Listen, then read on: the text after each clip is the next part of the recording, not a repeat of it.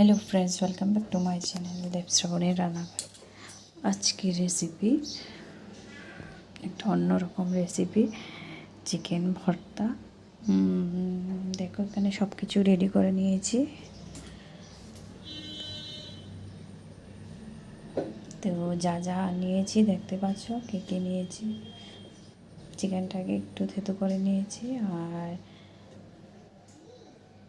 পেঁয়াজগুলি দেখো এখানে আদা কুড়িয়ে নিয়েছি। আর দেখতে পাচ্ছ এখানে রসুনগুলি আমি আস্তেই দেবো।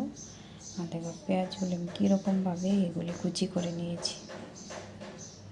দেখো ঠিক এইরকমভাবে কুচি করে পাতলা পাতলা করে কুচি করে নেবে।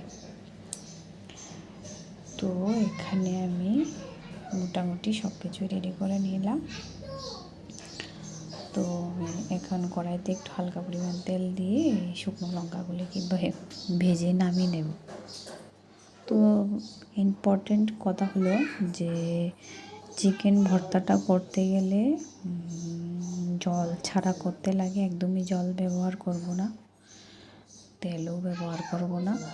তোমরা জাস্ট ভিডিওটা দেখতে থাকো। দেখো ভিডিওর মধ্যে আমি কী করেছি।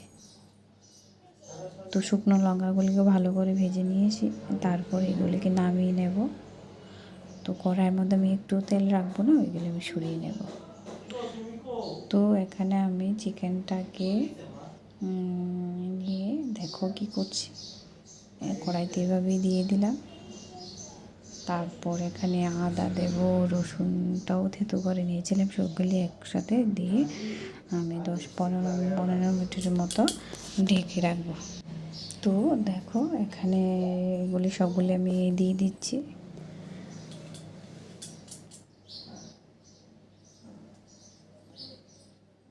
ভিডিও ভালো লাগলে তো তারপরে এগুলি পরিমাণ মতো আমি লবণ দিয়ে ঢেকে রাখবো। 10-20 মিনিটের মতো ঢেকে রাখবো। দেখো একটু জল দেবো না, একদম স্টিমটাকে একদম কমিয়ে রাখবো।